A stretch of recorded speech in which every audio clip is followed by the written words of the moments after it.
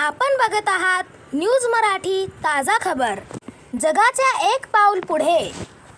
माजी उपमुख्यमंत्री स्वर्गीय अजितदादा पवार साहेब यांच्या जयंतीनिमित्त आज महाराष्ट्र राज्याचे लाडके मुख्यमंत्री माननीय देवेंद्रजी फडणवीस यांच्या जयंतीनिमित्त संपूर्ण महाराष्ट्र राज्यात अनेक ठिकाणी वेगवेगळे कार्यक्रम राबवण्यात आले।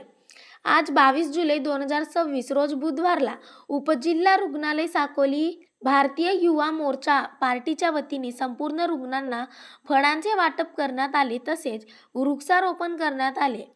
ह्या जयंतीनिमित्त कार्यक्रमाप्रसंगी साकोली नगर परिषदेच्या नगराध्यक्षा देवश्री कापगते, नगरसेविका मीनाताई लांजेवार, जिल्हा परिषद सदस्या विनीताताई डोळे, भूमिताताई धकाते, माजी नगराध्यक्ष धन्वंताताई राऊत, नगरसेविका प्रीती डोंगरवार, माजी नगरसेवक मनीष भाऊ कापगते, भाजपाचे महामंत्री भोजराम पाटील कापगते, प्रेमराज गहाणे, नीलज, विधान परिषदेचे आमदार माननीय अविनाश भाऊ ब्राह्मणकर इत्यादी मान्यवर उपस्थित होते।